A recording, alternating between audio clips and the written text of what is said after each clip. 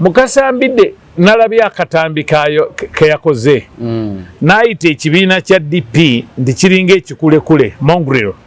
Kikulekule kiba kitya kibawo tekitegeerekeka. Naawe ekyokulabirako nti kiringa embwa okwegatta n'embuzi byekizaala teba mbuzi teba mbwa. Osinzira okubeera ng'otulaba nkwaniriza nnyo olunaku olwaleero nnyina Mwami Kennedy Mutenyu mu Democratic Party. Tugenda kwogera naye ebigambo agenda kubuuza. Mwami Kennedy, buuza abantu. Abatulaba abantu baffe aba MS Media mbalamusiza ne bannayuganda mwenna okutwalira wamu n'okusingira ddala bannakibiina kya Democratic Party ne bannayuganda. Mbadde mbuzeebuze, mbadde n'ebizibu ebiwera. Nakomyewo ggulo. Waliwo omwami nakolagananga naye mu byemizannyo gy'amasomero, Mwami Rafael Oumabwire. Yaliko headmaster wa Old Kampala okumala ebbanga ggwanvu. Yaliko headmaster wa Kalinaabiri n'Ensambya. Y'omu ku ttiimu ya Uganda ey'abato abaawangula ekikopo kya East Africa Youth Challenge Cup e Nairobi 1973. Era bw'avaawo n'azannyira ne Uganda Cranes.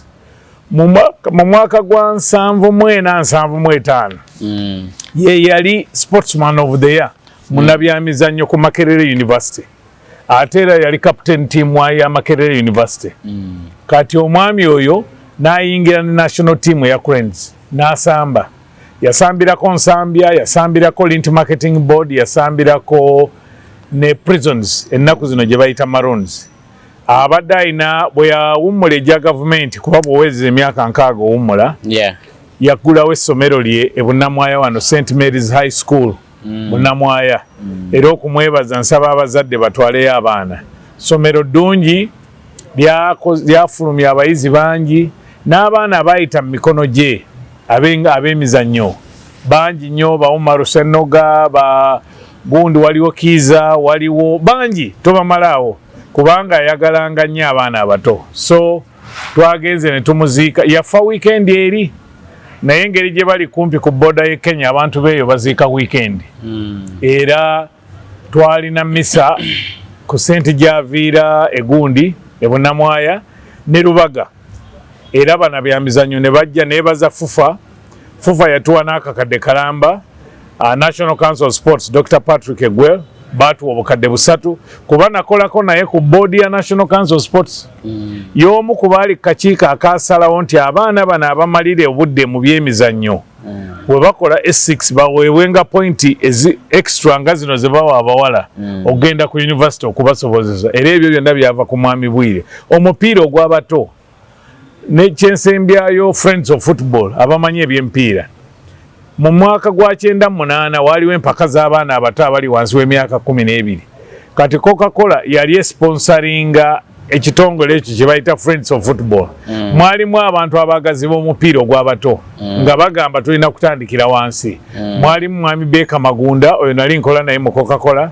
Mwalimu Agure Kibenge, kati oyo PS wa Genda. Mwalimu Rifri Katabira. Mwalimu Muhammad Segonga. Mwalimu Lawyer Kiboneka n'abalala. Nga Coca-Cola yebateekamu ensimbi. Kati omwaka ogwo Uganda bagisaba muleete tiimu ya under 12 egende ezanye Eritrea nga tebangawo. Era bajja mu kitongole kino ekya Friends of Football. Bwe bajja tiimu n'egenda mu Eritrea emizannyo gy'abaana abato abali wansi w'emyaka era neewangula n'ekikopo ne kikomawo wano. So bwe bukulu bwabaddeko. Ate era bwe natuuse ku Saturday twabadde tuziika Saturday ntufuna amawulire ne Obi wange si wa myaka gye gimu naye yasomera Kololo. Munabya bitone Gundi Alex Mukulu naye yafudde. Alex Mukulu yasomera Kololo Esesinganze. Kololo yali etuwa obudde abalina ebitone. Nze nzijukira n'omu ku bantu be nayagala ennyo omugenzi Godfrey Mwambala yali keyboardist wa Afrigo Band. Twalina bandi y'essomero Music Flasks Kololo nga bwakuba n'ekibiina tukivaamu. So twagala okutwala omukisa guno okusaasira abafamire ezo zonna n'abalala bonna abatuvudde ku maaso n'ebintu ebibaddewo nga bigenda mu maaso. Ne bana DP mbategeeza tujja babuulira waliwo olumbe lwa Munnakinku yali chairman wa DP Emityana nja babuulira lunaku kiro tutina mwami Kalyango twamuziika seetaawo naye olumbe lujja kubeerawo mukulu Katerego w'Emityana yantegeezezza. Kakati tutandike ku Alex Mukulu. Gwe ng'omuntu wadde omumanyi? Alex Mukulu namumanya bwe nali nkola mu Coca-Cola ng'abantu abo ebitone ebyemizannyo ebiriwa nze mbikolako naye nga emizannyo gy'awandiika si gye gino egya bulijjo. Nalaba nnyo omuzannyo 30 Years of Banana ng'ayogera ku bakulembeze Uganda bezeefuna oba Africa ng'alina ebibumbe byakola. Yakola ekibumbe ky'omu ku baali abakulembeze ba Uganda nga tekuli matu. Kati oli ng'amubuuza nti kati oyo lwaki talina matu? Nti ono yali tawulira. Omulala ng'alina okutu kumu nti oyo yawulirangako bitono. N'agamba nga alina engeri gy'akola emizannyo gye si gy'eno engeri eya bulijjo nga kumpi olina kubeera n'ekitabo. Ng'olina obanga ali mu kiraasi. Ate kati nga nze yali akoze literature. Emizannyo nga njagala nnyo.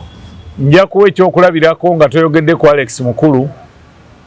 Nyinza okuba nga ndi mulamu kati olw'omuzannyo ndiwulira bakayimbira gwe baakola. Era nsaba Minisitule ya Health eddemu emizannyo egyo gitambule. Ndiwulira gwali gukulaga weewala otya obulwadde buno obwa siriimu. Gwali munyuvu ng'ate gusomesa. Emizannyo gy'aba Ebons egyo nabangayo Friday, Saturday ne Sunday. Egyaba Abe Mukiibi. Ejja awo Riverside Theatre n'awala. So kyannaku nti ennaku zino abantu emizannyo tebagirabamu naye abazadde kyetaaga mugende mutwaleyo abaana bayige. Theatre kikulu nnyo kiyigiriza n'ogamba bwe nkola bwe nti kino kye kituuka. So Alex Mukulu y'omu ku babadde 30 Years of Banana. Emizannyo gyali mingi gye nalaba era ogwa Alex Mukulu nga gulinga concert bwe yabeerangayo eya omugenzi Kafeero. Endongo enali njagala baakyusa endongo eyo nga nzijukira waliwo omwami yali mukwano gwange bambi tetumanyi gye yalaga yali Mwebons Timothy Kizito Timo. Y'omu ku baakyusa enkuba y'akadongo kamu neeva mu eri enkadde neddamu eno empya ng'ey'abagundi eyo gye yali akuba Kafeero noono omukulu Sebatta n'abalala. So nze njagala nnyo ebintu bya Uganda. Kyova olaba ne ku ssaawa ya leero Afrigo nga bw'ebeerawa teeka bintu mu mmotoka ne ŋŋenda. N'ennyumirwa endongo eyo etegeerekeka. So kati Alex Mukulu bambi afudde naye emyaka gy'afiiriddeko tosobola kugamba nti gyegyo. Nze maama yafa wa 98 naye ne ŋŋaa lwaki Katonda teyamuwaayo 2 n'aweza 100. Bwe yandiwezezza 100 nti ate lwaki tawezezza 100. So ffenna batusooseeyo busoosi naye tusaba Omukama abawe ekiwumula eky'emirembe bonna. Bwana Kennedy, ki ekiri mu DP? DP kibiina kya bufuzi kitambula. Kikola ebyobufuzi. Kikola ebyobufuzi. Gena maaso. Ebizimba eggwanga. Kikola ebyobufuzi nga tukulembeza bannayuganda ekintu ffe tukiyita Uganda First. Nga tetunnabaako kye tukola. Tugamba Uganda gye tulina okukulembeza. Era ntera okugamba abantu nti weewaawo ebizibu byaliwo ne pulezidenti waffe owookusatu Bendikito Kajimu Mugumba Kiwanuka yakola mu gavumenti ya Uganda yali ekulemberwa Idi Amin. Weewaawo bambi baamutta n'amalaalo tetugalina. Omugenzi Paulo Kawanga Ssemwogerere ne Ssebaana Kizito nabo mu gavumenti baaliyo. Ssemwogerere yali ne mu ya Tito n'eno. Bwe nali nziruse wano nga mbeera Kenya Ssemwogerere omugenzi badduka bya bufuzi era nadduka baali batukuba batutta awo 85 naggulu. Bwe tudduka ne tugenda Embaale ate maama n'atugamba bajjaasi batta abantu wano muveeyo mugende wabanyinammwe. Ne tugenda e Kenya nga tetulina biwandiiko twayitako na bigere. So mu biseera bya Peace Talks Ssemwogerere eyali pulezidenti wa DP ng'ate minisita mu gavumenti ya Tito yali akulembedde delegation eya Uganda okwogerezeganya. So olwaleero tulina pulezidenti waffe ow'omukaaga Norbert Mao naye akulembeza Uganda n'agamba katugende tutereeze eggwanga lino n'ayingira wali. Kati waliwo kati cooperation agreement eyo waliwo abagiwagira waliwo abatagiwagira naye ndowooza byonna bya bulungi bwa Uganda ate abantu bentera okugamba nze omwezi guno ogw'omunaana nga mpeza emyaka nga lumu naweza emyaka 46 kasookedde nfuna kaadi ya DP esooka najigula siringi 2 ng'erimu omukono gwa Paulo Kawanga Ssemwogo. So DP mbaddewo nga ndaba ebintu enjawulo eriwo ku ndagaano eno cooperation agreement ya DP ne NRM nti nabali abalala nti bali abalala Bendicho Kiwanuka Sebaana Ssemwogere tewali buwandiike kati waliwo obuwandiike. So kati bw'oboonenya nga nze siraba lwaki oboonenya ate tubuuza abantu mwabataagala kuteesa ebigambo cooperation agreement bwe bibanga bye bikukola obubi bijjeewo ogambe nti cooperation agreement kyeki okukyusa amateeka g'ebyokulonda mulaba buli omu agakaaba kati okukyusa obukulembeze emirembe Bendicho Kiwanuka yasembayo kikola mu 62 okwogerezeganya n'okusonyiwagana ekyo bwe tutakikole Kenya abaali kumbiranye Ruto n'ekibiina kya Raila ODM bali mu kuteesa okukolaganira awamu South Africa bwe kiri kati Uganda tetujja kuba banjawulo. So nsaba sikaka muntu kuwagira kintu naye njagala nga bagamba ntuli brain power tukozese nnyo wano okwetegereza ekintu olwaleero bw'otunulira abakulembeze bonna ab'ebibiina ebirala bali ku kukyusa amateeka ga byakulonda. Eyo nyingo yakubiri mu cooperation agreement baagala amakanisa n'amakereziya n'emizigiti dialogue okwogerezeganya nyingo eri mu cooperation agreement twagala okukyusa obukulembeze emirembe twagala President Museveni bw'anaatusa ekiseera okuvaako nti wali waali mu ntebe ntera okukyogera tumuteerewo eddaala aveeyo akkirire gwayagala okugenda oba gwe Nobert Mao oba gwe wa Nuupu oba gwe waki FD okozesa amadaala ago okulinnya yatuule wali abenga mubi w'amagezi tumwembuzaako ye Uganda gye twagala yensonga lwaki ffe mu DP tusalawo emirembe kibiina kyatandikawo kya mirembe na bwerufu n'olwekyo ffe tusaba twetaaga okwogerezeganya. Juzi nasanyuse nnyo nali ku TV awo ku NBS ntera nnyo giraba nendaba abakulembeze ba NRM nga bakulembeddwa Vice President wa Uganda Jessica Alupo nga bagenze Mengo bwe baatula mu kisenge kiri ekiteesezebwamu ne bagamba baagala kukolagana era baagala Katikkiro abakolera appointment ndozo omukulembeze w'eggwanga wa NRM alabe Kabaka n'obukulembeze bwa Buganda. Katikkiro yayogera bulungi nnyo Charles Peter Mayi n'agamba Buganda neetegefu okukolagana ne gavumenti ya Uganda ku lw'obulungi bwa bannayuganda n'abantu ba Buganda. Katikkiro wa Buganda bw'abanga mwetegefu nti Buganda okukolagana ne NRM kati ate DP bw'egamba nti nkolagana ne NRM kitegeeza ki kiba kibi. So obwo bwe bukulembeze obugunjufu Uganda bwe yeetaaga. Katikkiro bamuyisaamu eggaali naye oyinza okugamba y'omu ku bakatikkiro abakyasinze aba Buganda okukola. Katikkiro atambudde yajjako ewaffe eyo ku Tofaali Embaale nange naliyo. Katikkiro mumanyi bulungi yali mulirwana wange najja nankumbi awo mu myaka gy'ekyenda.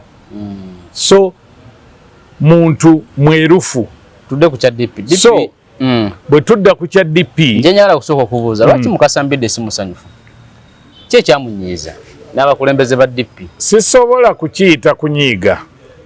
DP kibiina kya bufuzi ennukuta DP zitegeeza Democratic Party. Democratic kitegeeza oteekwa okukkiririza mu ddembe ly'obuntu.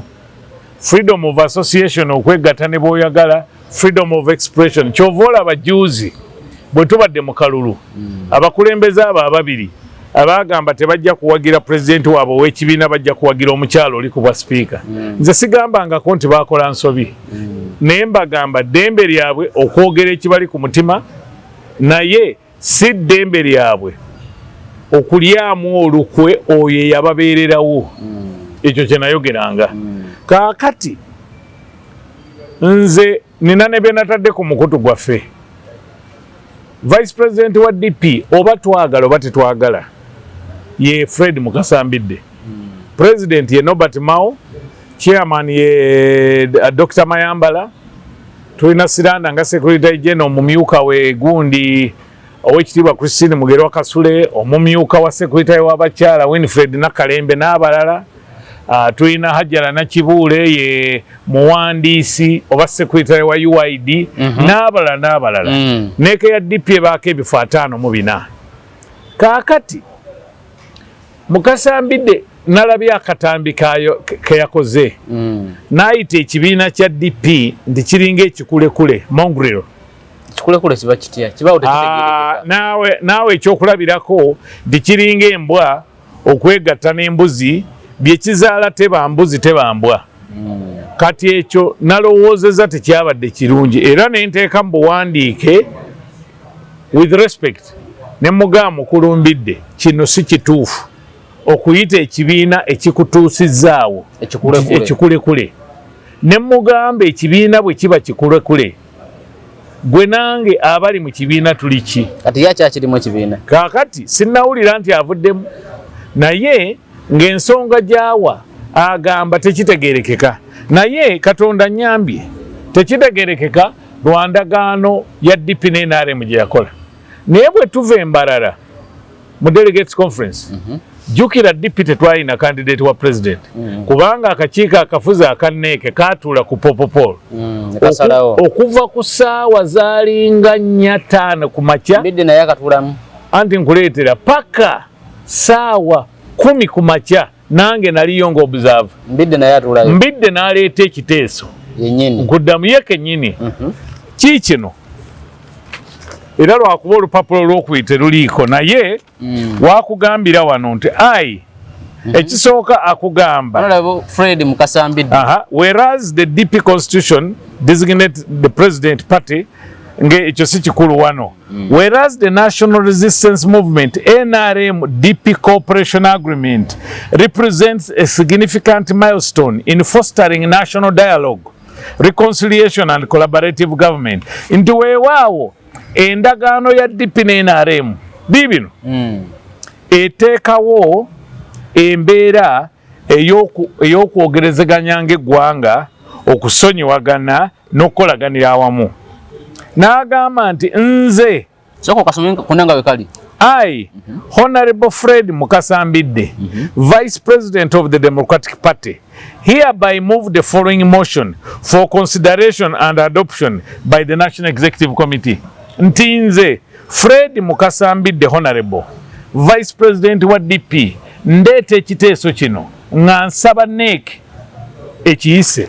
Kiki kye yali agamba motion yino nti that the Democratic Party shall not front a candidate for the presidency of the Republic of Uganda in the upcoming general elections. Nti DP ereme kusimbawo presidential candidate mu kalulu kano.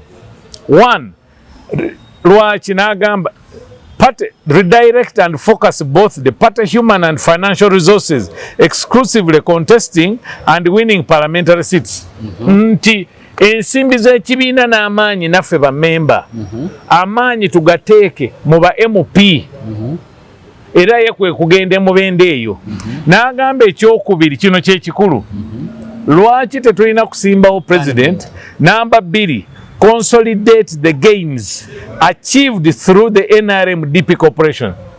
Tunyweze bye tufunye mu ndagaano ya DP ne NRM kikino considering nga kiri mu nukuta nnene ate nga ziri bold. N'agamba by prioritizing dialogue tukulembeze okwogerezeganya collaboration okukolagana and implementation of agreed upon reforms tukkiriziganye ne ku by'okukyusa mu mateeka bye tulina okukola.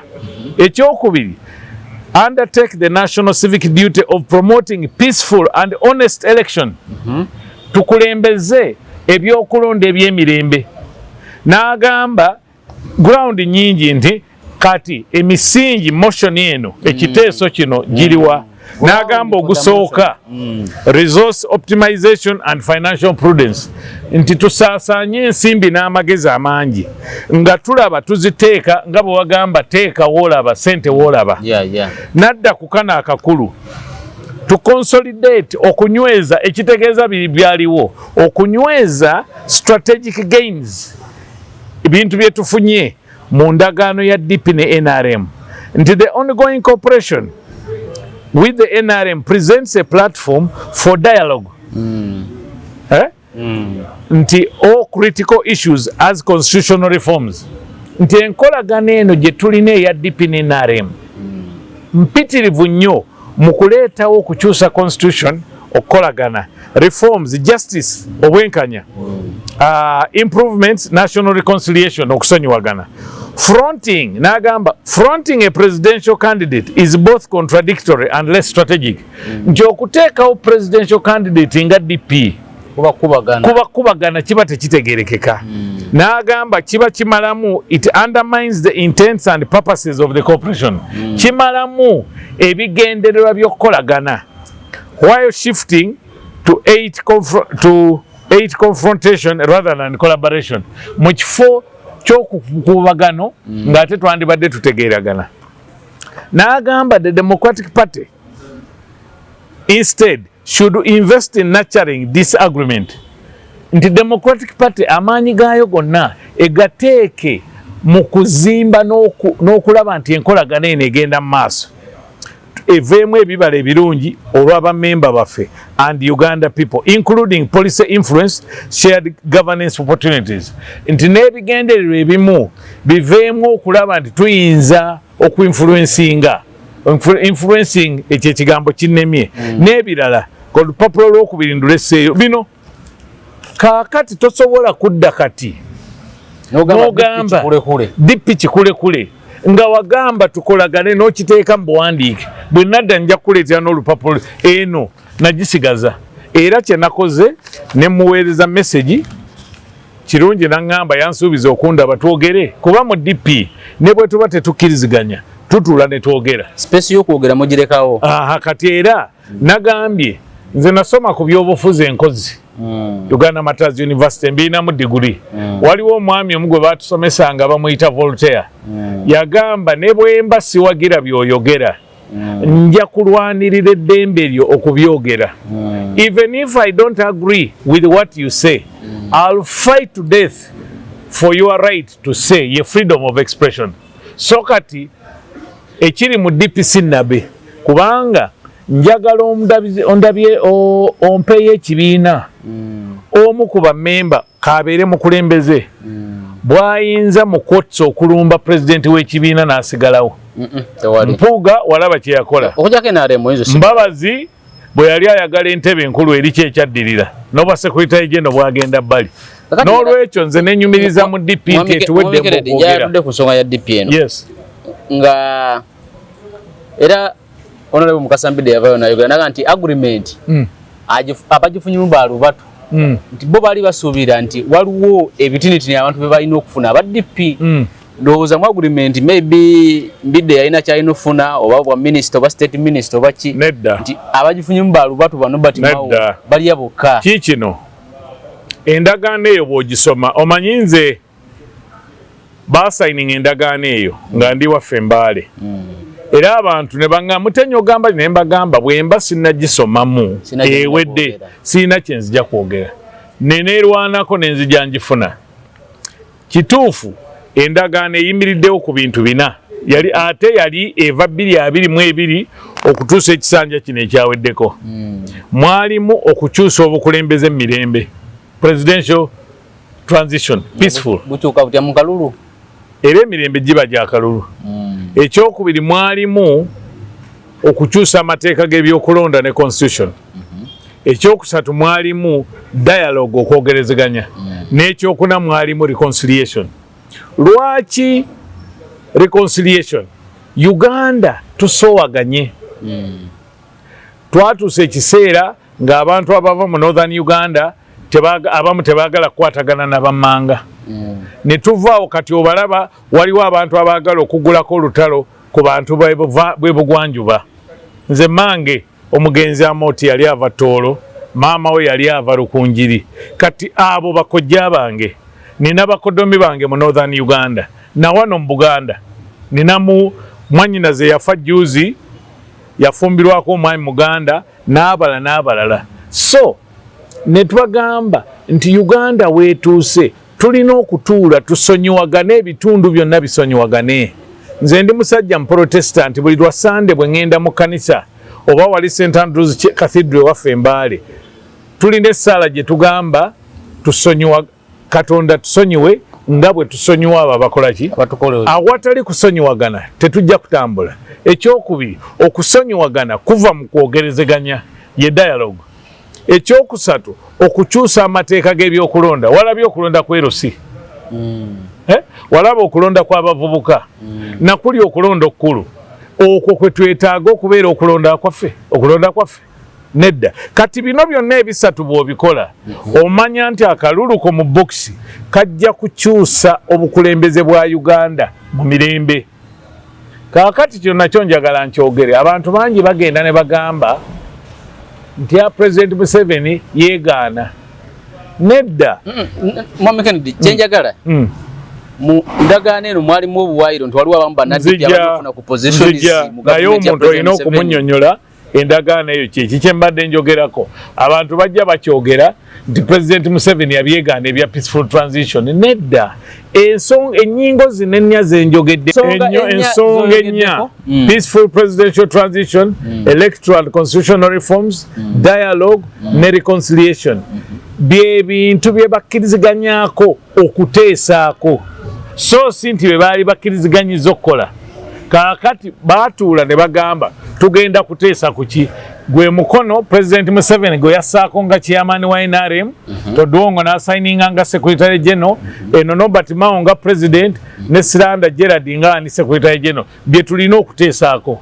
Kaakati mu ndagaano mulimu ekisooka ebintu ebyo byonna byali n'embidde yakinnyonnyolanga bulungi byali bigwa mu Ministry ya Justice and Constitutional Affairs. Kyova olaba Norbert Mao tebaamuwa minisita wa byannyanja oba wa busuubuzi baamuwa minisita w'ebyamateeka n'ezo reformu ezimu ne baziwandiika ziri mu buwandiike. Kaakati mwalimu ebifonze bye nabala mbidde taliimu mwalimu nti Mao ajja kuweebwa ekifo kya minisita wa justice mu government ya Uganda mu cooperation agreement. Ogamba mu cooperation agreement mwalimu nti Mao yes ajja kuweebwa obwa minisita obwa justice and constitutional affairs kiwandiike nga president kubanga kiri mu cooperation agreement mu buwandiike.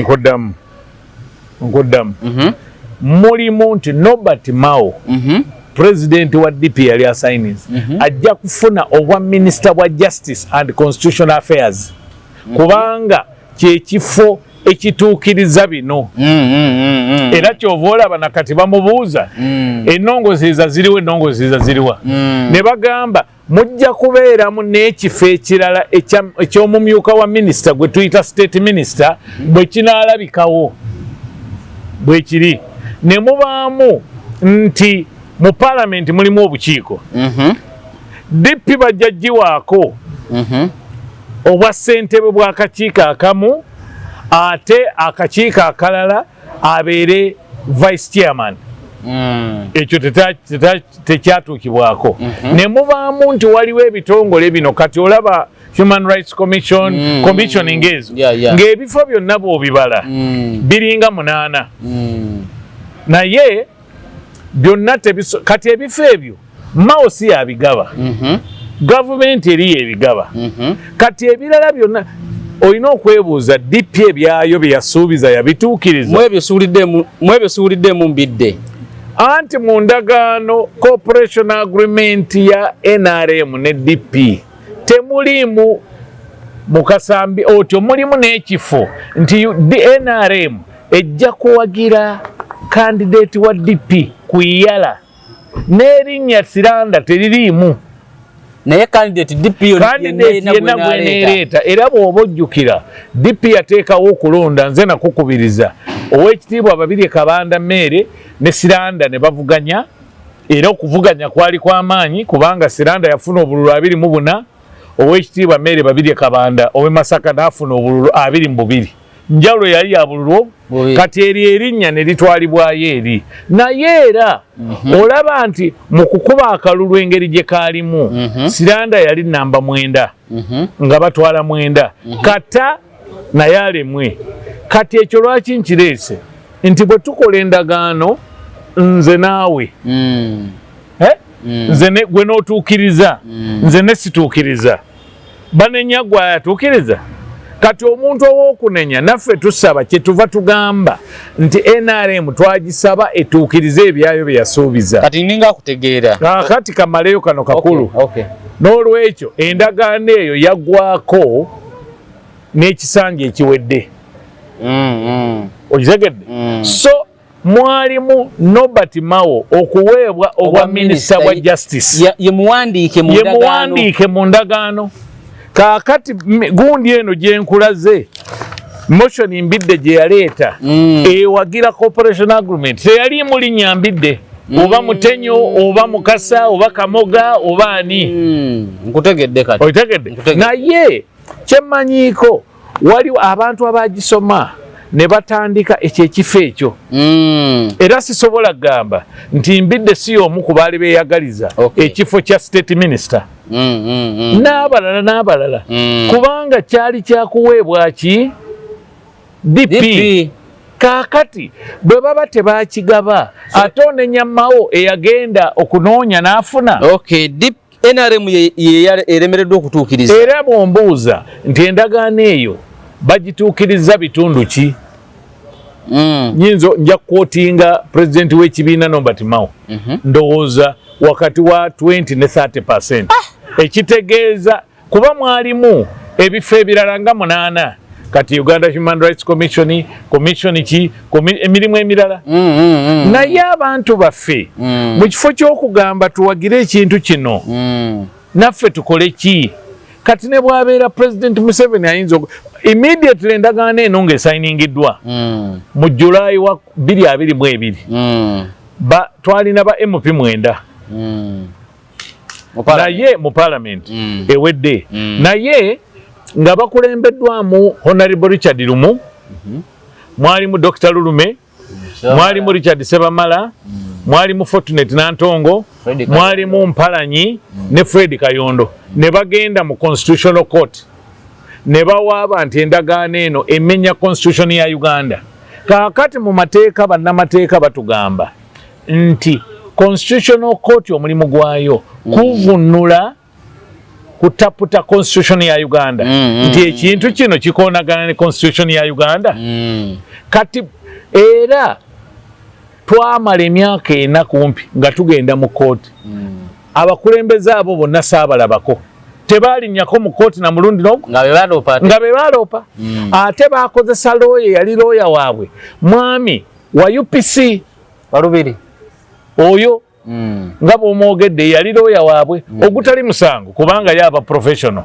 naye ne bamala emyaka 5 ne tutambula Constitutional Court okuva ewa registrar okukola ki nga tebalinnyeeyo kooti ndozo omwaka oguwedde ogwo Constitutional Court neesala negamba ekisooka tetulina kye tulaba kimenya Constitution ya Uganda olokooti etaputa negamba n'ekyokubiri ensonga ze muleese zonna si za Constitution ya Uganda muzireese mu kooti enkyamu baali balamuzi 5 bonna nga tewali kwekutulamu ne basalawo omusango ne bagugoba ekyayamba ensi yaffe tebabateekako ngasi kati Constitutional Court negamba cooperation agreement ya DP ne NRM teriimu nsobi yonna ekontana ne Constitution ya Uganda nga bo baali bagamba ate bwe baawaaba omusango ogwo tebagendako na mu kooti ekitegeeza ensala eriwo egamba Constitutional Court nti endagaano ya DP ne gundi yali temenya by the way olabe Kenya wano ekibiina kya Ruto UDA kikolagana n'ekibiina kya Raila Odinga n'ebibiina ebirala kubanga bonna ekintu bakiteekamu amaanyi ebibiina bingi Kenya byasayininga cooperation agreement n'ekibiina ekya kati katuyite NRM ye Kenya kyekya Ruto era wetwogerera wano speaker wa parliament ya Kenya bamuyita Moses Wetangula wa parliament ya National Assembly kati waliwo National Assembly ne Senate eya wansi kati eya wansi ebeeramu ababaka abangi speaker waayo ye gundi Moses Wetangula president w'ekibiina kye bayita Ford Kenya eri senate eyokubiri parliament eyokubiri speaker waayo wa mukulembeze wa kibiina kye bayita PAA ye Amason Kingi ava side ze Mombasa we bakolera ekintu ekyo waliwo ebibiina ebirala nga maendeleo chap kya Alfred Mutua musajja mukamba ali mu government minister n'abalala e South Africa ANC ekibiina kya Nelson Mandela bakolagana n'ebibiina by'opposition musanvu ng'otaddemu n'ekyabazungu ekyabatigomya bonna bali mu gavumenti ku bw'obulungi bwa South Africa. Kino nakyo saagala nkyerabire. Leero tuli mu August mu mwezi ogw'ekkumi nga mukaaga October DP egenda kuweza emyaka 7 mwegi nga mu Africa yonna kyekibiina ekyokubiri ekikyaliwo ng'ekye South Africa kyekisinga kati olaba South Africa ANC kiri ku myaka 10-14 kati bw'olaba okukolagana kintu kirungi. Endagaano temunabagiza bujja, endagaano tennabakuzibwa bujja naye erimu okuddizibwa obujja. Juzi bwe tubadde mu kalulu ka speaker abantu bagamba biki kati mulimu akawaayiro namba 7 omanyi bannayuganda ne bannadp mbasaba musobenga ebintu bumujja kumpewo mwogere ebintu byemumanyi mu kawaayiro namba 7 aka cooperation agreement kalimu nti abakulembeze b'ebibiina byombi bajja kuleetanga ensonga empya. Kati Norbert Mao president wa DP kyava awandiikira NRM ne president Museveni nti owaayi okusinziira mu kawaayiro namba 7 nze ndowooza n'obwa speaker tubuteeseeko tubutwale ekyo tekyasoboka naye nga Mao yabajjukiza naye n'alemerawo ne yeesimbawo baali batugambye bamuleese akole ki naye Norbert Mao bwe yagamba nti parliament yeetaaga kufikisinga ddala ebivuddeyo temubiraba so tutunulire omuzungu akiyita beyond our nose tumanye nti owa DP simulabe owa NRM simulabe owa UPC simulabe DF PPF bw'otunulira manifesto ya DF kati yonna eringa cooperation agreement ya DP ne NRM dialogue okukyusa amateeka bw'otunulira juzi abantu ba NUP bagamba babayisa babe mu kalulu k'abavubuka kubanga amateeka mabi kiki ekimalawo amateeka ago si kuvuma si kukuba si kuyombagana kukyusa amateeka ga byakulonda era ojjukira bulungi mukulu Mpuuga ng'akyali leader wa opposition baateekawo olukiiko emunyonyo naye abakulembeze ba NUP bwe bajja ne bagamba ebyo tetubyetaaga naye byabakubye. Tetwagala Uganda nti akalulu bwe kaggwa omu ku babadde bavuganya agende ebweru awaŋŋanguke nedda twagala twogerezeganye mbidde bw'ojja n'oyogera by'otawagira ku Mao ddembe lyo bw'ojja Siranda n'oyogera kino ddembe lyo naye si ddembe lyammwe kuvoola kibiina. Twali mu kalulu ka Kawempe North by election ey'owekitiibwa Kasakya oyo omumanyi y'omu ku baakulembera okutandikawo kwa iPod era ebibiina kubanga okulonda executive director wali ebibiina byonna byali birina ku nsonga yambidde twagala maliriza nayo ali ku kiso kya mbuzi kati nti kirekerera omusi nekitunuulira omubaazi. Nze ndowooza ekintu ekisinza okwonoona ebintu byonna mu Uganda wano oli twatula ne tukyogerako buli kintu kiteekamu ebyobufuzi. Twayogeranga wano ku Beatrice Mao campaign nti ebintu ebyonoonye Kampala kuteeka bya bufuzi mu Kampala ne tubyonoona.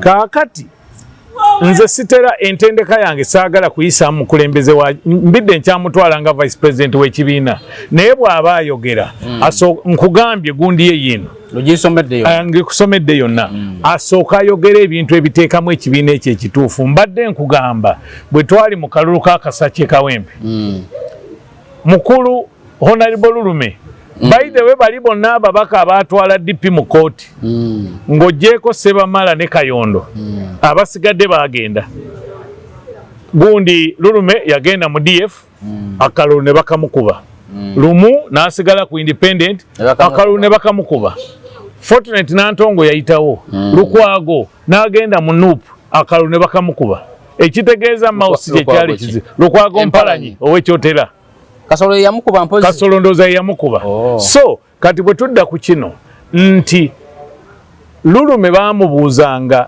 kuba yajja mu kalulu ako bamubuuzanga ate gwatugamba okuwagira owa DP nga gwatugamba ku TV ne radio nti DP bagitunda otegeeza ki era ne bwe yagenda kati ebitundu ebimu ekyo kye bababuuzanga n'olwekyo tuyige ebyobufuzi eby'ekikulu tugambe olwaleero bwempa ekyokulabirako nga tuwunzika omulimu Balamu Honorable Balamu ne Nammere gwe bakola ng'oyagaliza Uganda ebirungi oyinza okuwakanya nze nguwakanya naye wadde kubanga ekintu enguzi esusse ate nsaba enguzi eno n'ebibiina by'obufuzi DP NR byonna ebibiina naye enguzi mweri nze nalaba enguzi embalala wano n'awalala enguzi mweri tulina okutereeza Uganda ffenna tuli bannayuganda so ebya mukulu Honorable Balamu byakola okulwanyisa enguzi agende mu maaso kubanga tetwetaaga bantu bangi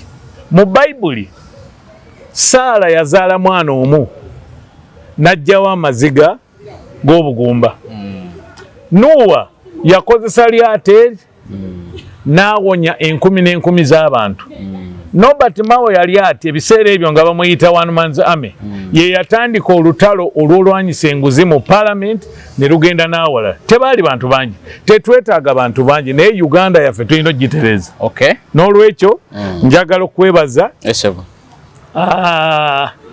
okumpita kuba mbadde ndudde gwe bw'oba toyagala nkolagana ng'eno agreement gye tubadde twogerako gwe naawe tuwa alternative eyiyo mukulu Sekanjako ekintu ekisinza okwonoona Uganda mu ndaba yange gwe bw'ogamba njagala kiri kati nze mu kifo ky'okujja ne ŋŋanze njagala kino ate ŋŋaagwe kyoyagala kibi kati ffe bwe tuba tugamba okwogerezeganya emirembe n'okukolagana kye twagala kati gwe bw'oba towagira kino gwe tuwa alternative eyiyo nti awatali kwogera n'okusonyowagana n'okukyusa amateeka g'ebyokulonda kikyoyagala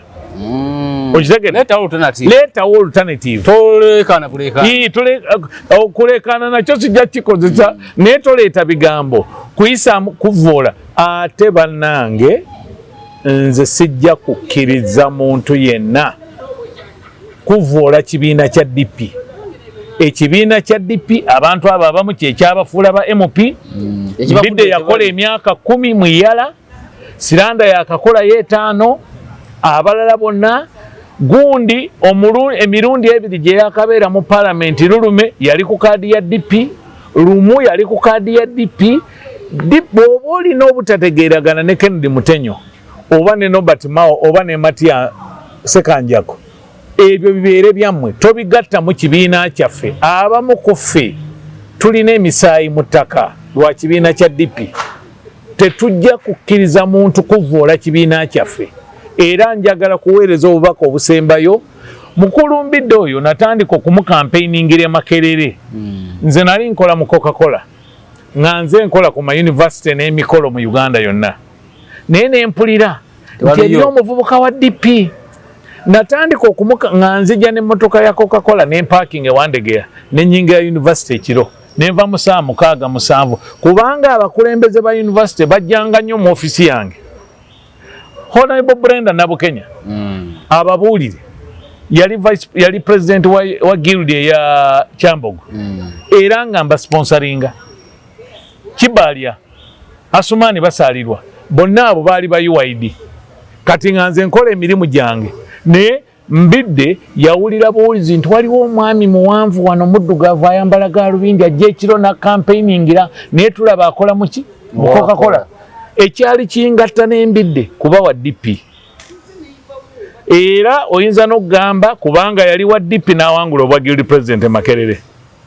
n'awangula Yala kubanga wa DP kati tosobola Abaganda mmwe mugamba nti entamu gye wali okoze eki ofumbiddemu togiyita otyo so kati okuyita ekibiina kya DP nti kikulekule nsaba muto wange Fred Mukasambidde Honorable Vice President wange yetondere bamemba ba DP. Asaya agambye agenda kusisinkana mu. Yes, era kirungi bwaba yakyogedde kubanga nze olaba ne babadda mu bino mbakubira essimu sirina gwe soogera naye mu DP okujjako bw'ojjanga oyagala kuvuma nze Mange Amoti ne Mutenyo tebansomesa kuvuma bantu. Ne DP tevuma. DP evuma. Kati bw'oyita ekibiina kikule oba okikola DP si kikule. Wano sinzira okubeera nga otulawo olunaku olwaleero ne Kennedy Mutenyo muna Democratic Party DP kyekibiina kisinga obukulu wano. Okisinga obukulembe obuwangazi. Kubanga twalinawo Uganda National Congress wano mu Uganda wano kati kyekisinga obukulu kimaze emyaka 72. Norbert Mao atera okwogera n'agamba nti DP was not founded for a season. It was founded for a reason. DP tetandikibwangawo season. Yatandikibwawo lwa nsonga. Ensonga y'eddembe, abwenkanya, obulimi. Yomanyi lwaki tulina langi green ne white ng'abakulu tumaliriza. Butonde bwansi. Obwe ekyeru bwe bwerufu. Ebyaffe byamaze green. Uganda bwe butonde bwensi tulinga green tuyimiridde ku bya bulimi enkumbi ku bbega kubanga enkumbi tekola ki terimba era ne DP ejja kudda mu ntiko ku ntiko buli wamu. Tugenda koma ono lwaleero tujja kutandikira olunaku olulala akuume atakumira mpeera.